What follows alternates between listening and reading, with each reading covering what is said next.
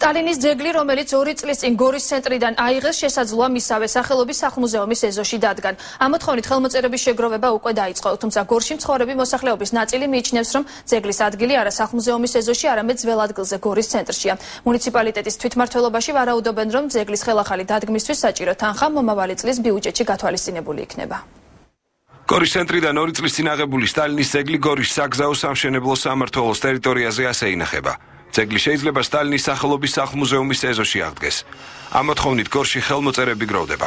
კომუნისტური პარტიის გორის ოფისის ხელმძღვანელი ამბობს, რომ უკვე 5000-მდე ხელმოწერა შეგროვდა.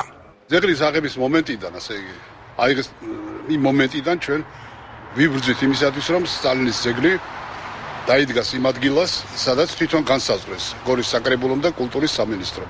ეს ტერიტორია მოხაზული არის მუზეუმის წინამდებარე ტერიტორია. ჩვენ ამის თაობაზე მრავალჯერ მივმართეთ, როგორც ადგილობრივ ხელისუფლებას, ისე კულტურის სამინისტროს. შევაგროვეთ ხელმოწერები, საკმაოდ დიდი და 5000-მდე ხელმოწერა შევაგროვეთ, მოთხოვნით, რომ ეს ძეგლი დაიდგას. სტალინის ძეგლი 2010 წლის 25 ივნისს გორის მუნიციპალიტეტის საკრებულოს განკარგულებით აიღეს. იმავე წელს გორის გამგეობამ აიღო ვალდებულება სტალინის ძეგლის მუზეუმის მიმდებარე ტერიტორიაზე დადგმასთან დაკავშირებით. გორის მოსახლეობის ნაწილი მიიჩნევს, რომ ძეგლი ან ძველ ადგილზე ან სტალინის სახლ-მუზეუმში უნდა დაიდგას.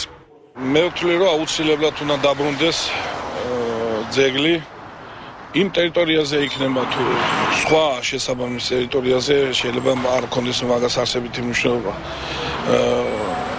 ყველა ვარიანტში ძეგლი ემსახურებოდა ჩვენი წინაპრების, ჩვენი ომის ვეტერანების ჯერ ერთი ღირსებას, მეორე ემსახურებოდა ისტორიას. რა თქმა უნდა, სტალინის ძეგლი უნდა დაიდგას. ან საცაიდგა, ან არა და მუზეუმის წინ მაინც უნდა დაიდგას სტალინის ძეგლი. ის იყო უმაღლესი ადამიანი მსოფლიოში აღიარებული კაცი, რომელიც მსოფლიო ომი მოიგო მან. და ხალხს მშვიდობა მისცა. ადგილობრივ თვითმმართველობაში კი ამბობენ, რომ ძეგლს მაშინ დადგამენ, როცა სტალინის სახლ-მუზეუმის მიმდებარე ტერიტორიაზე სარეაბილიტაციო სამუშაოები დასრულდება.